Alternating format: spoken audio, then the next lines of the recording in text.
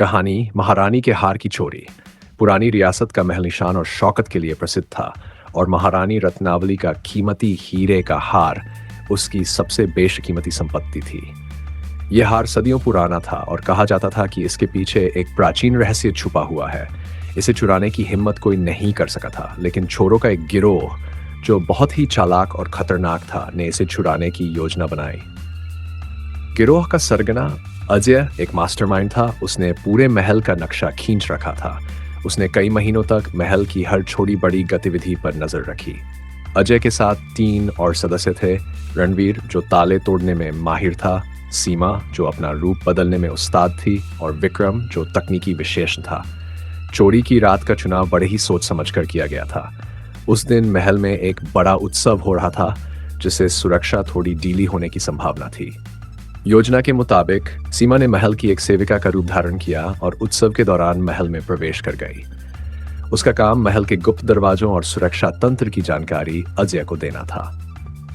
दूसरी ओर रणवीर और विक्रम महल के पिछले हिस्से में घुसने की तैयारी कर रहे थे।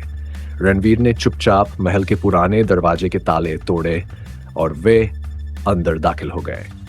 विक्रम ने महल के सुरक्षा कैमरों को हैक कर दिया ताकि उनकी गतिविधियां कैमरों में कैद न हो सकें। सीमा ने महल के सबसे गहरे कोने में स्थित तिजोरी का पता लगा लिया था, जहां महारानी का कीमती हार रखा हुआ था।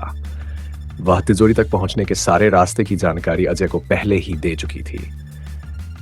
अब अजय और रणवीर ने तिजोरी तक पहुंचने की तैयारी शुरू कर दी। तिजोरी के दरवाजे पर एक अत्याधुनिक सुरक्षा तंत्र लगा हुआ था। विक्रम ने जल्दी से तकनीकी समझ का इस्तेमाल किया और उस सुरक्षा तंत्र को निष्क्रिय कर दिया। अब बारी थी रणवीर की, जिसने अपनी कुशलता से तिजोरी के ताले को खोल दिया।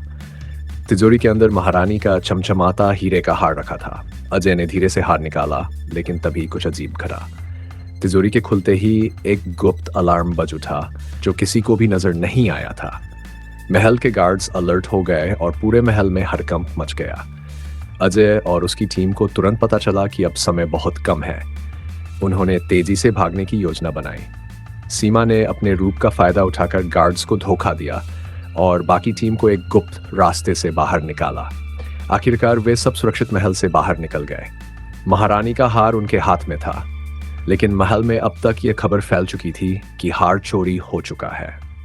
महारानी के गार्ड्स ने पूरे इलाके में नाकेबंदी कर दी, लेकिन अजय और उसकी टीम पहले ही शहर छोड़ चुके थे।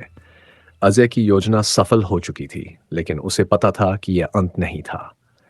महारानी के हार की चोरी अब पूरे राज्य की चर्चा बन चुकी थी, और अजय की अगली योजना पहले से भी अधिक रोमांचक होने वाली थी।